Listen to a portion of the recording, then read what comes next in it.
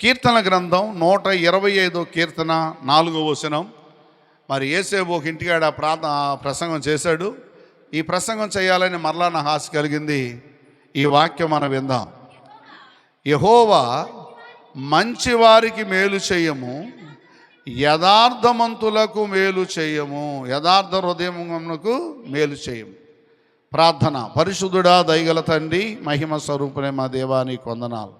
మంచివారికి మేలు చేసే దేవుడు, యథార్థ హృదయం గల వారిని మేలు చేసే దేవుడు. ప్రభువా, యథార్థ హృదయము కలిగి మేము జీవించడానికి నీ కృపను గ్రహించండి. నీ కార్యాలు సఫలపరచండి, సంఘాన్ని బలపరచండి. మేము ప్రార్థిస్తున్నాం, సంఘములో ఆర్థిక ఇబ్బందులు తొలగిపోవాలని, కుటుంబాలు దీవెనకరంగా మారాలని. మా ప్రార్థన వారికి ఆశీర్వాదంగా మార్చండి. వారు నీ ఆజ్ఞనికి లోపడటానికి నీ కృపను గ్రహించి మీరు సహాయపడమని యేసు నామమును అడుగుతున్నాము తండ్రి, ఆమేన్. మంచిది. ఇక్కడ లేఖనాల్లో మనం చూడాల్సి వస్తే మంచివారికి మేలు చేయము. ఎవరైనా సరే మంచివారికి మేలు చేస్తారు, అంతే కదా. మంచివారికి మేలు చేయము, యథార్థ హృదయం గల వారికి మేలు చేయము. దేవుడు ఎవరికి మేలు చేస్తాడంటే మంచివారిని, మంచి మనస్సు కలిగిన వారికి మేలు చేస్తాడు, యథార్థ హృదయం గల వారిని మేలు చేస్తాడు. రెండు ఉండాలి. నువ్వు మేలు అనుభవిస్తున్నావు అంటే నీవు మంచి మనస్సు కలిగి ఉన్నావు, యథార్థ హృదయం కలిగి ఉన్నావు అని గుర్తు చేసుకో. ఒకవేళ నువ్వు మేలు అనుభవించటం లేదు అంటే నీ మంచి మనసు లేదు, రాతే నీలో యథార్థత మనసు లేదు అని గుర్తుపెట్టుకో.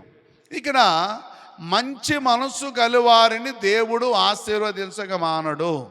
ఏ మనసు కావాలంటే మంచి మనసు,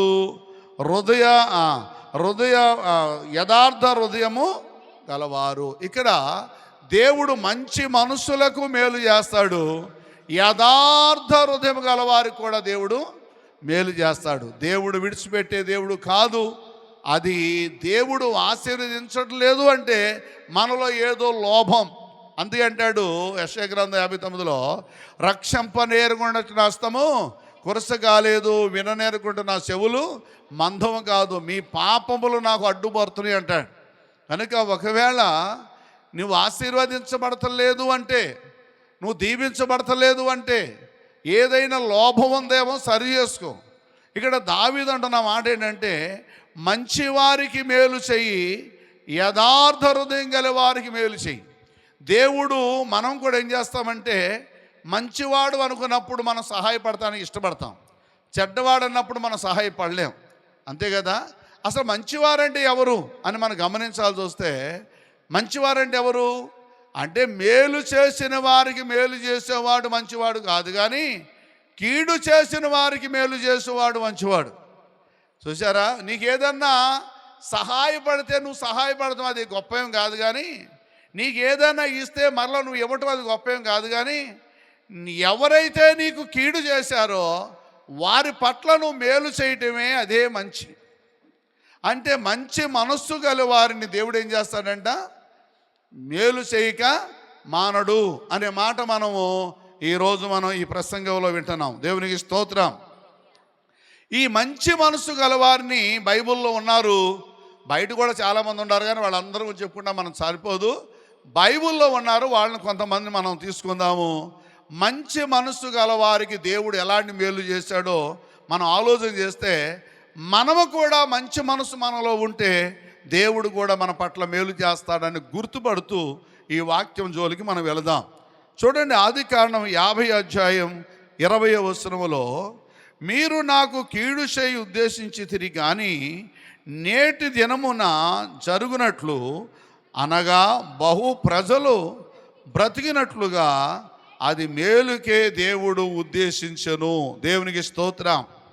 ఈ మాట ఎవరు మాట్లాడుతున్నారు అని చెప్పాల్సి వస్తే, యేసేపు తన అన్నలతో మాట్లాడుతున్నాడు. యేసేపు తన అన్నలతో మాట్లాడుతున్నారు.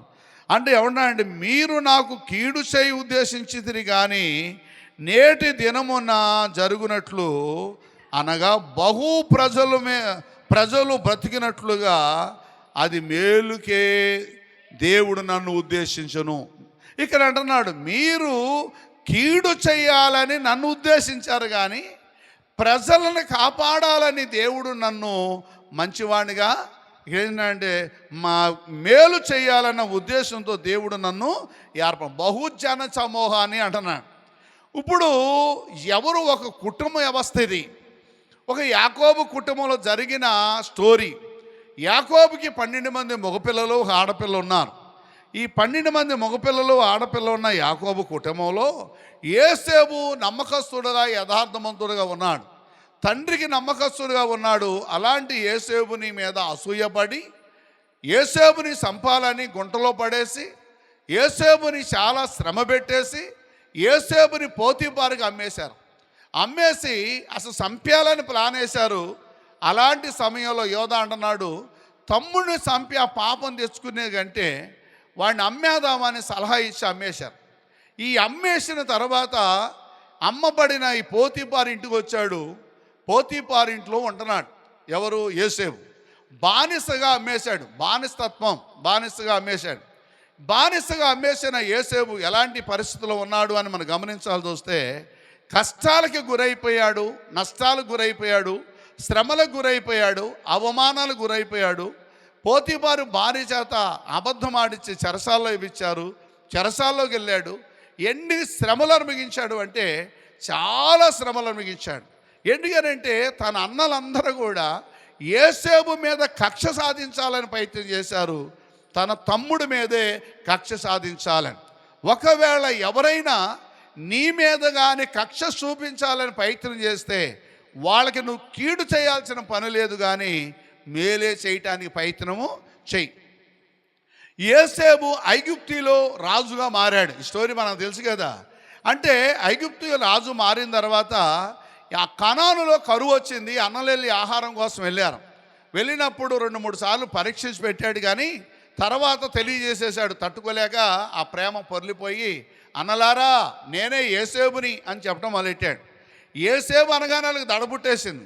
అంటే మేము అమ్మేసి నేను చంపాలని ప్రయత్నం చేసి పోతీఫారుకి మేము అమ్మేశాం కదా, మనం వ్యాపారస్తులుగా అమ్మేశాం కదా, అలాంటి యొక్క వారి మేము అన్నలం కదా అని చెప్పి వాళ్ళు భయపడినప్పుడు ఆయన అంటున్నాడు, మీరు నన్ను కీడు చేయాలని ఉద్దేశించారు, కానీ నేటి వరకు జనులు జరుగునట్లు అనగా బహు ప్రజలు బ్రతుకున్నట్లుగా అది మేలుకే దేవుడు నన్ను ఉద్దేశించాడు.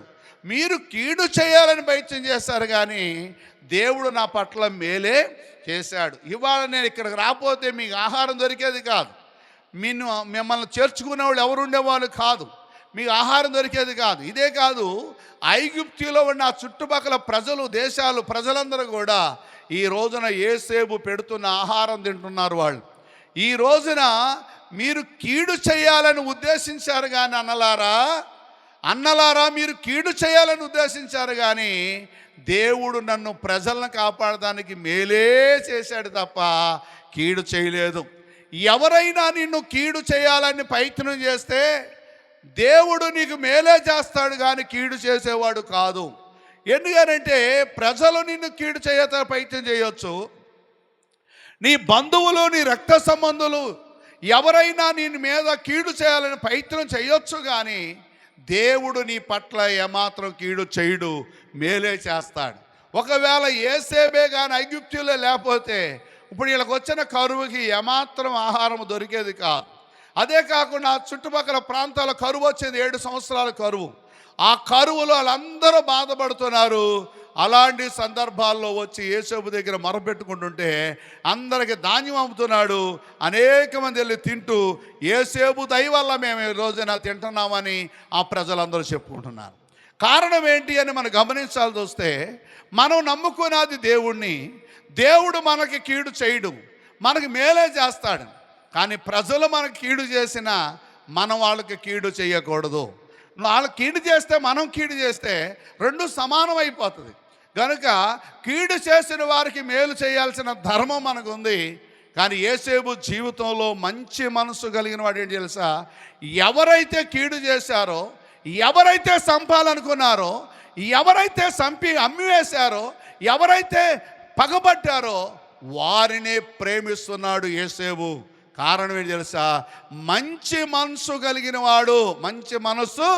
కలిగిన వాడు గనుక యోసేపుని దేవుడు దీవించడం మొదలుపెట్టాడు. దేవునికి స్తోత్రం. అలాంటి మంచి మనసు మనలో ఉంటే, మంచి ఆలోచన, మంచి తలంపులు, మంచి ఊహ, మంచి ఉద్దేశాలు, మంచి ఆలోచన మన జీవితంలో కలిగి ఉంటే ఖచ్చితంగా దేవుడు మనం దీవిస్తాడు. ఎంతమంది నిన్ను పతనం చేయాలన్నా, ఎంతమంది నిన్ను నాశనం చేయాలన్నా, ఎంతమంది నీ కుటుంబాన్ని పాడు చేయాలన్నా దేవుడు నీ కుటుంబాన్ని దీవిస్తూనే ఉంటాడు. దేవునికి స్తోత్రం. దేవుడు దీవిస్తే ఏ నరుడు సరపలేడు, దేవుడే శపిస్తే వాడిని ఎవడో బాగు చేయలేడు. రెండు గమనించుకోండి. దేవుడు శపించాడు అంటే ఎవరు నిన్ను బాగు చేయలేరు. దేవుడే దీవిస్తే ఎవడు నిన్ను శరపలేడు. ఇది మాత్రం జ్ఞాపకించుకోండి. ఇక్కడ యోసేపు జీవితంలో ఏం కలిగి ఉన్నాడంటే, దావీదు అంటున్నాడు, మంచి మనస్సు కలిగిన వారిని నువ్వు మేలు చెయ్యి, యథార్థ హృదయం గల వారికి నువ్వు మేలు చెయ్యి. దేవుడు మంచి మనస్సు గల వారిని దేవుడు మేలు చేస్తాడు. యోసేపు మంచి మనస్సు కలిగిన వాడు గనుక యోసేపుని బహుగా దేవుడు దీవించాడు. ఒకవేళ నువ్వు దీవించబడుతున్నావు అంటే నీలో ఏదో మంచి మనసు ఉంది, నీలో ఏదో ఆశీర్వాదం ఉందంటే ఏదో మంచి మనసు ఉంది. ఆ మంచి మనసును బట్టి నిన్ను దీవిస్తాడు. చెడు లక్షణము నీలో ఉంటే వచ్చే దీవులు కూడా ఆగిపోతాయి. ఇక్కడ గమనించాలి. మంచి మనసులను యోసేపు ఎలాంటి మంచి మనసు గలవాడు చూసావా? 45:5 అంటాడు. మాట చదువుతామా? నేను చదువుతాను. ఆయనను నేను ఇక్కడికి వచ్చినట్లు మీరు నన్ను అమ్మివేసినందుకు దుఃఖపడకుడి, ఇది మీకు సంతాపము పుట్టించుకుడి, ప్రాణ రక్షణ కొరకు దేవుడు మీకు ముందుగా నన్ను నడిపించాడు. ఇక్కడ అంటున్నాడు, మీరు నన్ను అమ్మేసినందుకు ఇప్పుడు మీరు దుఃఖపడవద్దు. మీరు నన్ను అమ్మేశారన్న బాధ మీకు వద్దు. ఎందుకంటే దేవుడు మనలను, మన కుటుంబాలు రక్షించాలని దేవుడు మీకంటే ముందుగా నన్ను ఐగుప్తికి పంపించాడు. అమ్మేశామని దిగులు పడవద్దు, గొడవ పెట్టుకోవద్దు. మీరు అమ్మకపోతే నేను ఇక్కడికి వచ్చేవాడిని కాదు. కానీ మీరు కాదు చేసింది, మీరు అమ్మటానికి కారణం దేవుడే అనుమతించాడు. నేను అందుకనే ముందు వచ్చాను. నేను రాకపోతే మనందరము ఇబ్బంది పడేవాళ్ళం. ఇక్కడ ఏమన్నా అంటే రక్షణ, మన కుటుంబాన్ని రక్షించాలనే ఉద్దేశంతోనే దేవుడు ముందుగా నన్ను పంపించాడు. దేవునికి స్తోత్రం. ఎవరైనా మాట అంటారా? చెప్పండి. ఏంటి ఎంత ఘోరం చేశారు తెలుసా? గోతులో పడేశారు, ఆ పాముల చోట్ల పడేశారు, బట్టలు తీసేశారు, చాలా హింస పెట్టేశారు, చాలా కష్టాలు పెట్టేశారు. అలాంటి హింస పెట్టిన వాళ్ళని ఇప్పుడు ఏమంటున్నాడు తెలుసా? మీరు భయపడవద్దు, మీరు అమ్మేశారని బాధపడవద్దు, దేవుడే పంపించాడు అంటున్నాడు. ఎందుకు తెలుసా? మీరు నాకు కీడు చేశారు కానీ దేవుడు నాకు మేలు చేసి ఈ రోజున ఐగుప్తికి రాజుగా నన్ను చేశాడు. ప్రియమైన దేవుని పిల్లలారా, మీరు ఎప్పుడైనా సరే మేలు చేస్తే ఆ మేలు అనుభవాలు మీరైనా పొందుతారు, మీ పిల్లలైనా పొందుతారు. మీరు కీడు చేస్తే ఆ శాపం మీ మీద కావచ్చు, అది మీ పిల్లల మీదకి రావచ్చు, చెప్పలేం. ఇక్కడ మేలు చేసిన వారికి దేవుడు మేలు చేయక మానడు, మంచి వారిని దేవుడికి మేలు చేయక మానడు. బైబిల్ మన ప్రసంగం ఏంటి? మంచి వారిని దేవుడు మేలు చేసేవాడు. దేవునికి స్తోత్రం. రెండో వ్యక్తిని పరిచయం చేస్తున్నాను, గమనించండి. బైబిల్ మీకు అర్థమయ్యేట్టుగా 1 సమూయేలు గ్రంథం 26వ అధ్యాయం 18వ వచనంలో, ఈ దినమున నీవు నా అపరాధమునకు నా అపకారమునకు ఉపకారము చేసిన వాడివై నా ఎడల నీకున్న ఉపకార బుద్ధిని వెల్లడపరిచితివి కనుక నీవు నాకంటే నీతిమంతుడువు.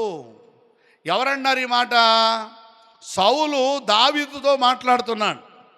దావీదు సౌలుకి అల్లుడయ్యాడు. దావీదు అభివృద్ధి అయిపోయాడని, దావీదు బాగా ఫలించాడని, దావీదు గొప్పగా మారిపోయాడని సౌలుకు అసూయ పుట్టింది. జనాభా అందరూ కూడా దావీదే అంటున్నారు కానీ రాజును మర్చిపోయారన్న బాధ. దావీదును చంపాలని ఎన్నో ప్రయత్నాలు చేశాడు కానీ దావీదు భార్య మేకాలు దావీదును తప్పించి పంపించేసింది. తన బాంబార్ధని ఆయనతో అడిగాడు. ఏమని చెప్పాడు అంటే, అయ్యా నీ తండ్రి నన్ను చంపాలనుకుంటున్నాడు అని అడిగితే అతను కూడా సహాయపడ్డాడు పాపం. ఏదేమైనా దావీదు సౌలుకి రాజుకు భయపడి పారిపోయి అరణ్యములో నివాసం చేస్తున్నాడు. కారణం ఏంటంటే నివాసం చేస్తుంటే సౌలుకు ఉన్న ఉద్దేశం ఏంటంటే ఎట్టు పరిస్థితుల్లో దావీదు బ్రతకడానికి వీలు లేదు, దావీదుని చంపాలి అంటే దావీదుని చంపాలని ప్రయత్నం చేస్తున్నాడు. కొంతమంది జనాభాని తీసుకొని సైనికులను తీసుకొని దావీదుని ఎదగటానికి అరణ్య ప్రాంతంలోనికి వెళ్ళిపోయాడు. అరణ్య ప్రాంతంలోకి వెళ్ళిపోయి దావీదుని చంపాలని ప్రయత్నం చేస్తున్న సమయాల్లో ఒక చోట సౌలు సైనికులందరూ కూడా ఒక లోయలో పడుకొని ఉన్నప్పుడు దావీదు వెనకాల మరి ఒక సైనికుడు బయలుదేరి వెళ్ళారు. ఎవరు అంటే మేనలుడైన ఆషాయేలు అనుకుంటా, ఆయన ఇద్దరు వెళ్ళారు. వెళ్ళినప్పుడు వాళ్ళందరూ గాఢ నిద్రపోతున్నప్పుడు ఈ సౌలు దావీదు మీద పగబట్టాడు. దావీదుని పతనం చేయాలి, దావీదుని లేకుండా చేయాలి, దావీదుని చంపేయాలని ప్లాన్ వేసుకొని కొంతమంది సైనికులను తీసుకొని బయలుదేరి వెళ్తుంటే వాళ్ళందరూ గాఢ నిద్రలో ఉంటే వెంటనే దావీదు వెళ్ళి చూసినప్పుడు ఆ సౌలు దగ్గర ఉన్న ముంత ఆయన కప్పుకున్న దుప్పటిని కోసేసి ఆయన కత్తి తీసుకొని బయలుదేరి దగ్గరికి వెళ్ళాడు. ఆయన కత్తి తీసుకొని బయటకు వచ్చాడు. వచ్చిన తర్వాత అంటున్నాడు, పక్కన ఉన్నాడు ఆషాయేలు అంటున్నాడు, ఇదిగో ఇంకెందుకు, దేవుడు అవకాశం ఇచ్చాడు కదా, సౌలు నిన్ను చంపాలని ప్రయత్నం చేస్తున్నాడు కదా, ఒక దెబ్బతో చంపేయి అని అంటూ ఉంటుంటే ఆయన అంటున్నాడు, ఈయన దేవుని అభిషేకం పొందినవాడు, ఇతను మనం చంపకూడదు, కనుక నా మీద కక్ష చూపిస్తున్నాడు కనుక దేవుడే ఆయనకి శిక్ష వేస్తాడు, కానీ మనం చంపడం న్యాయము కాదు అని చెప్పి ఆ క్లాత్ను కట్ చేసుకొని, ఆ గుడ్డను కట్ చేసుకొని, ఆ ముంతను తీసుకొని, కత్తిని తీసుకొని బయలుదేరి వచ్చి అంటున్నాడు, సౌలా నా రాజా నానా, ఇగో నీవు నన్ను చంపాలని అన్ని దేశాలకు ప్రకటన చేస్తావు, నన్ను చంపాలని సైనికులను తీసుకొని బయలు వెళ్ళావు, ఇదిగో నీ దగ్గరకు వచ్చి నువ్వు కప్పుకున్న దుప్పటిని కోసేశాను, ఇదిగో నీ కత్తి, ఇదిగో నువ్వు తాగుతున్న మంచినీళ్ళు ఇగో తీసుకొచ్చాను, నీ దగ్గరకు వచ్చాను, నిన్ను చంపాలని నా ఉద్దేశం ఉంటే, నిన్ను చంపాలని ఆలోచన అలా ఉండి ఇప్పుడు చంపడానికి నాకు అవకాశం ఇచ్చాడు దేవుడు, అయినప్పుడు కూడా నేను నిన్ను చంపలేదు. ఎందుకు తెలుసా తండ్రి, నేను నిన్ను చంపాలని ఎవరు చెప్పారు చంపుతానని, నిన్ను చంపాలని నాకు ఉద్దేశం లేదు, నువ్వు బ్రతికుండాలన్న కోరిక నాకు ఉంది, కానీ నా మీద పగ పెట్టుకున్నావు ఎందుకు నన్ను చంపాలనుకుంటున్నావు, ఎందుకు నన్ను పరిగెత్తిస్తున్నావు, ఎందుకు ఈ పని అంటే అప్పుడు అంటున్నాడు సౌలు అంటున్నాడు ఈ మాట. సౌలు ఏమంటున్నాడు తెలుసా, ఈ దినమున నీవు నా అపకారమునకు ఉపకారము చేసిన వాడువై నా ఎడల నీకున్న ఉపకార బుద్ధిని వెల్లడపరిస్థితివి గనుక నీవు నాకంటే నీతిమంతుడువు.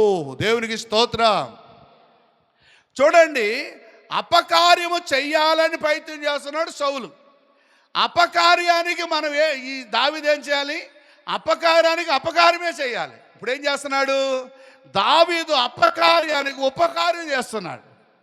మనం చేస్తామా? ఎవడైనా మన మీద కక్ష సాధిస్తే ఆడికి ఉపకారం చేస్తామా? ఎవరైనా మనం తిడితే ఆ ఇంటికి వెళ్ళి ఉపకారం చేస్తామా? ఒకటి గమనించండి, మంచివాడు అనిపించుకోవాలంటే అది సామాన్య విషయము కాదు. మంచివాడంటే ఎవరు అంటే శత్రువును ప్రేమించేవాడు. ఎవరైతే నిన్ను నాశనం చేయాలనుకుంటున్నాడో ఆ వ్యక్తిని ఆదరించేవాడు మంచివాడంటే. మంచి మనస్సు కలిగిన వాడు, మంచి ఆలోచన కలిగిన వాడు. ఈ సౌలు ఎలాంటి వాడు అంటే అపకారి. సౌలు ఎలాంటి వాడంటే దావీదుని చంపాలని ప్రయత్నం చేస్తూ సైనికులను తీసుకొని బయలుదేరుతున్నాడు. అలాంటి పరిస్థితుల్లో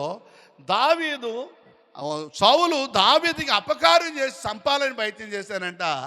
దావీదు మాత్రం సౌలుకి ఉపకారమే చేస్తున్నాడు. నీతిమంతుడు అంటే ఎవరు ఇంతకీ? అపకారం చేసేవాడా ఉపకారం చేసేవాడా? అది గమనించాలి. ఈ సౌలు అంటున్నాడు, అపకారం చేసేవాడికి అపకారం చేయాలి, కానీ అపకారికి నువ్వేం చేసావు, ఇప్పుడు ఉపకారము చేశావు. ఎవరైనా మన పట్ల, మన కుటుంబం పట్ల అపకారం చేశాడా? ఎవరైనా మన మీద అసూయపడ్డారా? మన జీవితాన్ని దెబ్బేయాలని ప్రయత్నం చేస్తున్నారా? మన జీవితం మీద దాడి చేయాలని ప్రయత్నం చేస్తున్నారా? ఎవరైనా మన మీద కక్ష సాధిస్తున్నారా? వాళ్ళకి నువ్వు అపకారం చేయవద్దు. వాళ్ళు అపకారం చేసినప్పుడు నువ్వు ఉపకారమే చెయ్యి. వాళ్ళు అపకారం చేస్తే నువ్వు ఉపకారం చెయ్యి, దేవుడు నిన్ను దీవిస్తాడు. ఇక్కడ అంటున్నాడు, ఉపకారికి దేవుడు ఏం చేస్తాడంటే మంచి వారికి మేలు చేసే దేవుడు, యథార్థ హృదయం గల వారికి మేలు చేస్తాడు. ఇక్కడ అంటున్నాడు, మంచి వారికి మేలు చెయ్యి, యథార్థ హృదయం గల వారికి మేలు చెయ్యి. దావీదు యొక్క హృదయం ఎలాంటిదంటే బాల్యము నుండి భక్తి గలవాడండి, యథార్థత కలిగిన వాడు, పాటలు పాడేవాడు, దేవుడు స్తుతించేవాడు, దేవుని ఆరాధించేవాడు. అందుకనే దావీదు గురించి ఏం మాట్లాడాడంటే దేవుడు, దావీదు నా హృదయానుసారుడు, నా ఇష్టానుసారుడు అన్నాడు. అంటే దావీదు హృదయము దేవుని హృదయము దగ్గర దగ్గర ఉండేది కాదు. దేవునికి శరీరం లేదు, దావీదుకి శరీరము ఉంది. దావీదు ఆత్మ దేవుని ఆత్మ ఒక సమానంగా ఉండేదండి. అంటే దావీదు మనసులో ఏం కలిగిందో దేవునికి కూడా అదే ఆలోచన కలిగేదంట. అంటే దేవుని యొక్క హృదయము మెప్పించేశాడు. దావీదు నా హృదయానుసారుడు, నేను చెప్పినట్టు వింటాడు దావీదు అంటున్నాడు. కారణం ఏంటి తెలుసా? దావీదు బాల్యము నుండి భక్తిగలోడు. ఒకళ్ళు చంపాలని ప్రయత్నం కంటే ఒక వ్యక్తికి ఉపకారం చేయాలన్న ఆలోచన కలిగిన వాడే దావీదు. అందుకనే దావీదుని దేవుడు ఏం చేశాడో తెలుసా? గొర్రెలు కాసుకునే దావీదుని 2 సమూయేలు గ్రంథంలో అంటాడు, చదవక్కర్లేదు కానీ 2 సమూయేలు 18లో అంటాడు, గొర్రెలు కాసుకునే నన్ను ఎంత రాజుగా చేశావు. సౌలు జీవితం అంతమైపోయింది, సౌలు కుటుంబం అంతమైపోయింది, సౌలు పిల్లలు అంతమైపోయారు, సౌలు భార్య పిల్లల కుటుంబం అంతమైపోయారు. ఏం తెలుసా? అపకారి అయిన సౌలు అంతమైపోయాడు, ఉపకారి అయిన దావీదు ఫలించాడు. దేవునికి స్తోత్రం. దావీదు ఫలించాడు, దావీదు అభివృద్ధి అయ్యాడు. గొర్రెలు కాసుకునే దావీదు ఎంత స్థితిలోకి వెళ్ళాడు తెలుసా? రాజుగా మారాడు. 12 గోత్రాలకు రాజుగా చేశాడు. 12 గోత్రాలు రాజు చేసి అధికమైన ధనాన్ని ఇచ్చాడు. ఆ చుట్టుపక్కల ప్రాంతాలన్నీ కూడా దావీదు అంటే గడగడ వణికిచ్చేశాడు. కారణం ఏంటి తెలుసా? దావీదు యొక్క ఉపకార్యమే దావీదుని ఆశీర్వదించింది. దావీదు యొక్క మేలులే దావీదును ఆశీర్వాదంగా మారింది. ఒక్క విషయంలో నేను తప్పు చేశాడు ఆయన జీవితంలో. ఇక ఉరియా భారీ విషయంలో తప్పు చేశాడు. ఆ ఒక్క తప్పు కోసం కొన్ని సంవత్సరాలు ఏడ్చాడు ఆయన, కన్నీళ్లు కార్చాడు, రోధించాడు, పరుపులు తేలిపోయే ప్రార్థన చేశాడు, సొల్లు కార్చుకున్నాడు. దేవుని సొల్లు ఎంతగా ఏడ్చాడు అంటే ఎంతగా 7 సార్లు ప్రార్థన చేసేవాడు దావీదు. కారణం ఏంటి తెలుసా? ఒక్క తప్పుకి ఆయన జీవితాంతకాలం కూడా క్షమార్పణ కోరుకుంటూ మొదలెట్టాడు, ప్రార్థన చేయడం మొదలెట్టాడు, పాప క్షమార్పణ పొందుతున్నాడు. అందుకే అంటాడు 38వ కీర్తనలో, ఇగో నా పాపమే నాకు ఇలా చేసింది, నా ఎముకల్లో శక్తి లేకుండా చేసింది, నాకు బలం లేకుండా చేసింది, నన్ను అంతం చేసేసింది, బరువుగా మారిపోయింది నా తల, ఇలా అయిపోట కారణం నా పాపమే అంటాడు. అదే 6వ అధ్యాయంలో అంటాడు, ఇదిగో నా పాపము నా మీద దాడి చేస్తుంది, ఈ పాపములు క్షమించమని ఏడుస్తాడు. అక్కడ పరుపులు తేలిపోయే ప్రార్థన దావీదు చేస్తాడు. ఎందుకనంటే దావీదు 51వ కీర్తనలో అంటాడు, ఇదిగో నేను పాపంలో పుట్టాను, పాపంలో పెరిగాను, పాపంలో నా తల్లి గర్భము ధరించింది, నేను పాపిని అంట మొదలెట్టాడు. నా పాపములు సోపుతో కడుగు అంటాడు, నా పాపములు కడుగు అంటాడు, నా పరిశుద్ధాత్మ నాలోంచి తీసివేయొద్దు అంటాడు, నేను చేసిన తప్పులు క్షమించు అంటాడు, నా అపరాధాలు క్షమించు అంటాడు. కారణం ఏంటంటే తప్పు చేశాడు, ఒకటి భయంకరమైంది, దానికి జీవితాంతకాలం ఏడుస్తూ ఉన్నాడు. కారణం ఏంటంటే తప్పు చేసేవాడు కంటే చేసినవాడు కంటే తప్పు చేసి సమర్పణ కోరుకునేవాడు గొప్పవాడు. తప్పు చేసాం, అయిపోయింది, మళ్ళా తప్పు చేయకోకుండా మళ్ళీ ఏం చేయాలంటే ఆ చేసిన తప్పుని ప్రతి దినము కూడా ఒప్పుకుంటూ కష్టపడి కన్నీళ్లు కార్చి రోధించాలి. దావీదు తప్పు చేశాడు, దాని క్షమార్పణ కూడా కోరుకున్నాడు, కన్నీళ్లు కార్చాడు, ఏడ్చాడు, రోధించాడు. ఆయన కష్టాన్ని ఆయన చేసిన తప్పుకి శిక్ష కూడా అనుభవించాడు. వింటారా? దావీదు చేసిన తప్పుకి శిక్ష అనుభవించాడు లేదా? అంటే ఒక్క వ్యక్తిని చంపితే 4 కొడుకులు కూడా అంతమైపోయారు.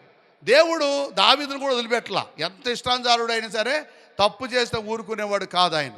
ఎంత బోధకుడైనా రెవరెండ్ అయినా ఎవడైనా సరే, బైబిల్ పట్టుకొని వాక్య బోధించేవాడైనా సరే, తప్పు చేస్తే దేవుడు ఊరుకోడు. తప్పు చేయనంతకాలం దేవుడు ప్రేమిస్తూనే ఉంటాడు. తప్పు చేశాడండి ఆ వ్యక్తిని ఊరుకోడు. ఒకవేళ మళ్ళా తప్పని ఒప్పుకుంటే దానికి శిక్ష మాత్రం వేస్తాడు. శిక్ష లేకుండా అది క్షమార్పణ రాదు. కారణం ఏం తెలుసా? తప్పుకి శిక్ష వేశాడు, 4 పిల్లలు చనిపోయారు. దావీదు ఏడ్చాడు. ఎంతో భయంకర పరిస్థితి, శత్రువులు, భయంకర పరిస్థితి. ఏది ఏమైనా సరే దావీదు ఒక్క విషయంలో తప్పు చేశాడు తప్ప, దావీదు బాలేము నుండి భక్తి గలవాడే, ప్రార్థన పరుడే, ప్రార్థన యోధుడే. అలాంటి దావీదు అంటున్నాడు, సౌలుని చంపడానికి అవకాశం కుదిరినప్పుడు కూడా చంపుకోకుండా ఆ కత్తిని ఆ కడవను తీసుకొని బయటకు వచ్చాడు. కానీ సౌలుతో అంటున్నాడు, నిన్ను చంపుతానని ఎవరు చెప్పారు? నిన్ను చంపాలని ఆలోచన నాకు లేదు. నువ్వు దేవుని అభిషేకం పొందినవాడు, నేను చంపాలి చూస్తే నాకు అవకాశం కుదిరింది, నా పక్కనోడు కూడా చంపమని చెప్పాడు, నేను నిన్ను చంపను అన్నాడు తెలుసా. అప్పుడు సౌలు అంటున్నాడు, నువ్వు ఉపకార్యములు చేసేవాడు. అపకార్యం అవడం చేశాడు అంటే దాన్ని ఉపకార్యం చేసేవాడే తప్ప అపకార్యం చేసేవాడు కాదు. నాకంటే నువ్వు నీతిమంతుడు రా అన్నాడు. దేవునికి స్తోత్రం. సౌలు ఏమన్నాడు?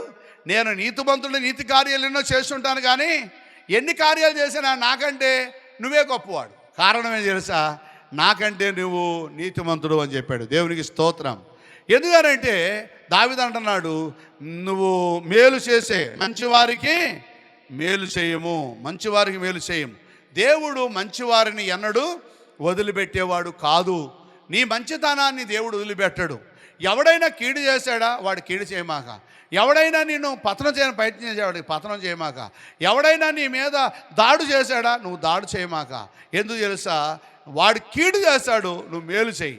మేలు చేసేవారికి దేవుడు మేలు చేస్తాడు, కీడు చేసేవారిని కీడుగానే అప్పచెప్పేస్తాడు. ఎవరికి కీడు చేయొద్దు. ఎవరైనా సరే, ఇంట్లోళ్ళైనా బయటోళ్ళైనా ఎక్కడ వాళ్ళైనా, ఎవరైనా నీకు అపకార్యం చేసి నీ కుటుంబం మీద దాడు చేసి అపకార్యం చేస్తే నువ్వు ఉపకార్యమే చేయి, కానీ అపకార్యం మాత్రం చేయవద్దని బైబిల్ తెలియజేస్తూ ఉంది. దేవుడు మంచి వారిని వదిలిపెట్టే దేవుడు కాదు. ఆడవాళ్ళు కానీ మగవాళ్ళు కానీ పిల్లలు కానీ మంచి వారిని దేవుడు వదిలిపెట్టే దేవుడు కాదు. చూడండి, బైబిల్ గ్రంథంలో 3వ వ్యక్తిని పరిచయం చేస్తాను. ఆ వ్యక్తిని కూడా మనం చూద్దాం. యోబు గ్రంథం 42వ అధ్యాయం 2వ వచనం చూద్దాం. 42వ అధ్యాయం 10వ వచనం చూద్దాం. యోబు గ్రంథం 42:10.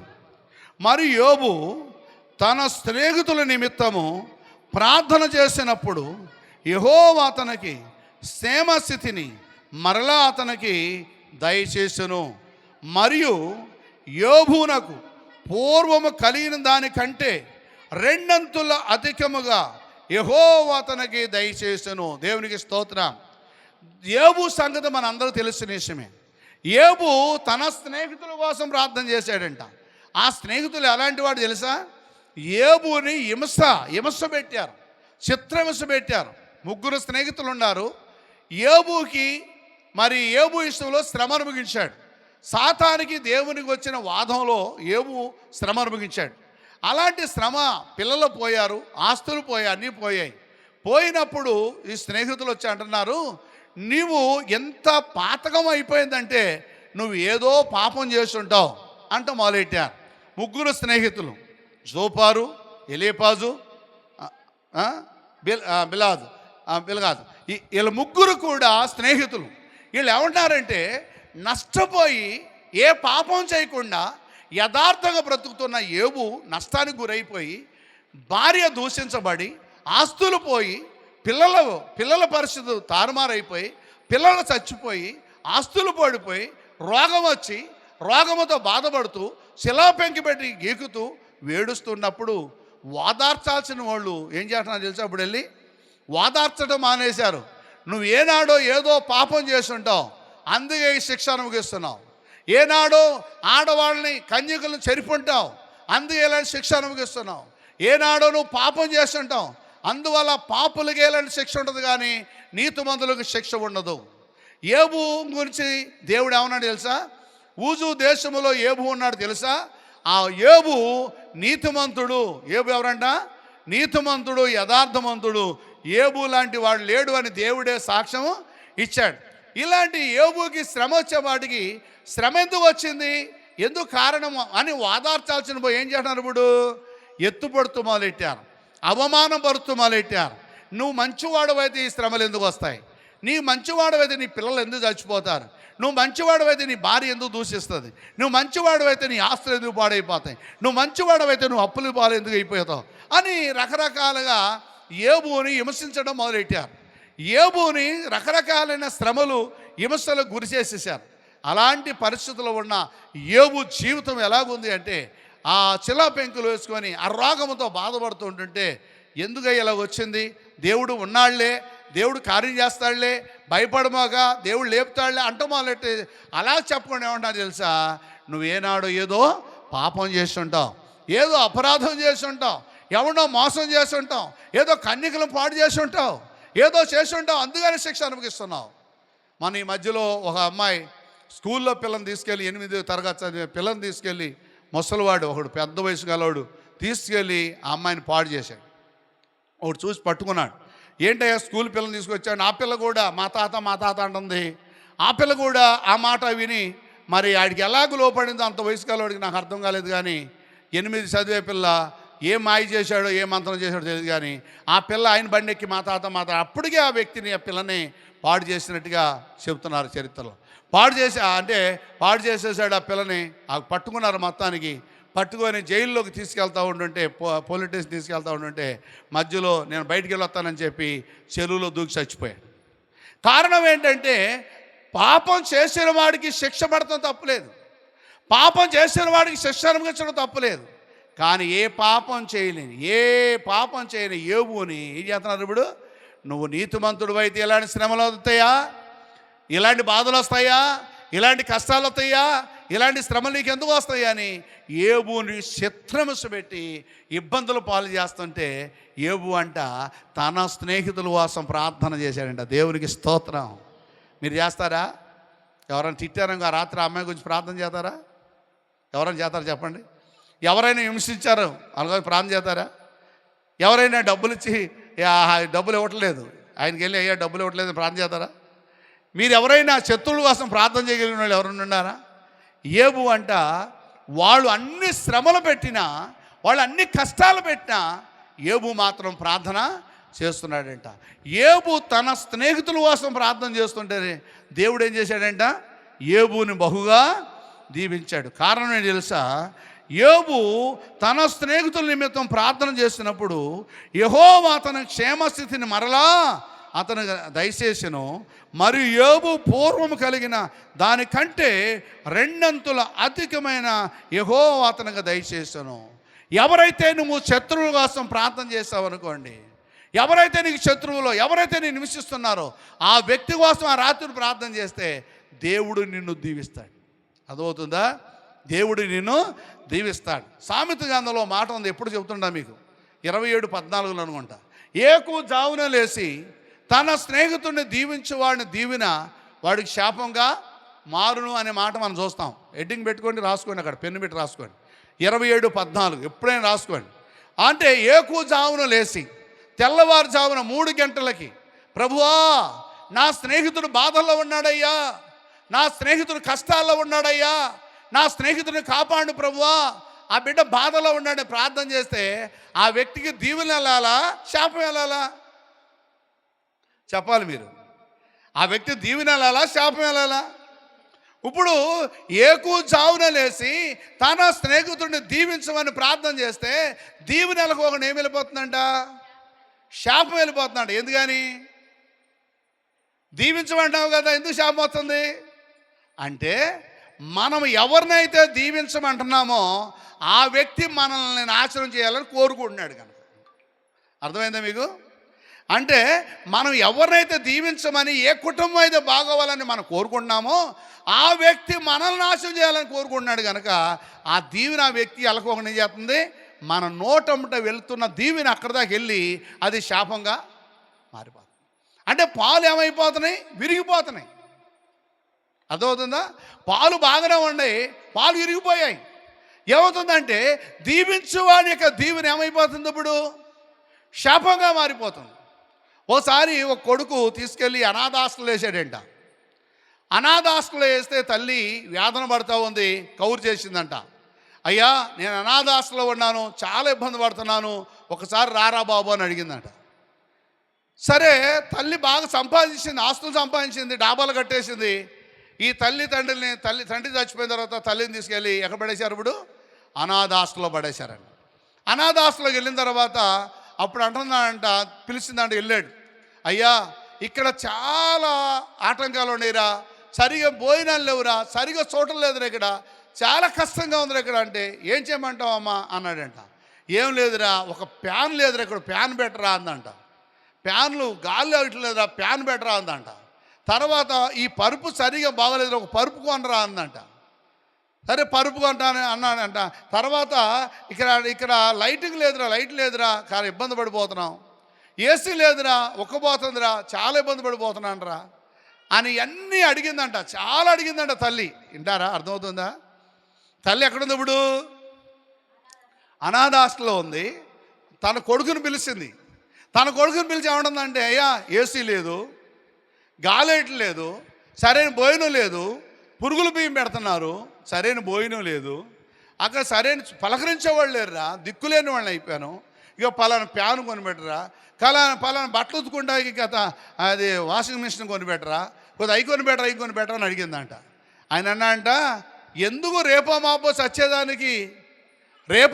చచ్చేదానికి నీకు ఇవన్నీ కొనుక్కొని ఏం చేస్తావంటే, అప్పుడు అన్నాడు, అయ్యా ఇవన్నీ నా కోసం కాదురా, నన్ను తీసుకెళ్ళి ఎట్టగైతే నువ్వు హాస్టల్లో పడేసావు, అనాథ హాస్టల్లో, రేపొద్దు నీ కొడుకు కూడా ఇదే చోట పడేస్తాడు, నేనైతే తట్టుకుంటాను కానీ నువ్వు తట్టుకోలేవురా ఈ బాధ అని చెప్పిందంట.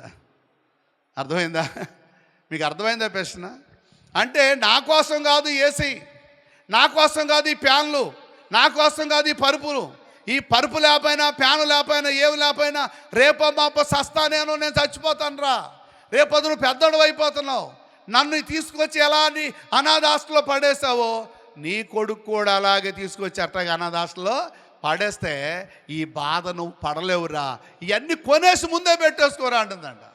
ఇవన్నీ ముందే కొనేసి పెట్టేసుకోరా, రేపొద్దు నువ్వు వచ్చినప్పుడు ఈ ఏసీ మధ్యలో పడుకుందు అని, ఫ్యాన్ మధ్యలో పడుకుందు అని, ప్యాను లేక, అన్నం లేక, సరైన సౌకర్యం లేక, సరైన నీళ్ళు లేక బాధపడిపోతున్నాను రా, రేపో మాపో చచ్చిపోతాను, నాకు వద్దు ఇది, రేపొద్దున నా గతి నీకు పడద్దేమో,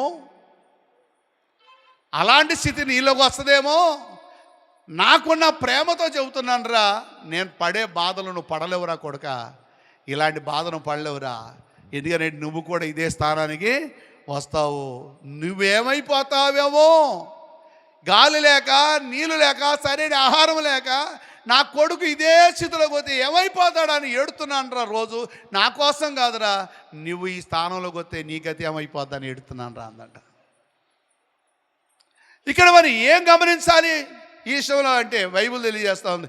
యోబు అంట ఎంత మంచోడు తెలుసండి, తన స్నేహితులు తనను దూషిస్తుంటే, తన అవమానపరుస్తుంటే, ఎగతాళి చేస్తుంటే వాళ్ళ కోసం ప్రార్థన చేశాడంటండి యోబు ప్రార్థన దేవుడు ఆలకించి మొదటి స్థితి కంటే, మొదటి ఆశీర్వాదం కంటే, మొదటి పరిస్థితి కంటే ఎన్ని ఆస్తులు పోయినాయో అన్ని ఆస్తులు ఇచ్చేశాడంట, ఎన్ని గొర్రెలు పోయినాయో అన్ని గొర్రెలు ఇచ్చేశాడంట, పిల్లలు చచ్చిపోతే పిల్లలు కూడా మళ్ళీ ఇచ్చేశాడంట, రెండంతుల ఆశీర్వాదాలతో నింపేశాడంట యోబుని. కారణం ఏంటి తెలుసా?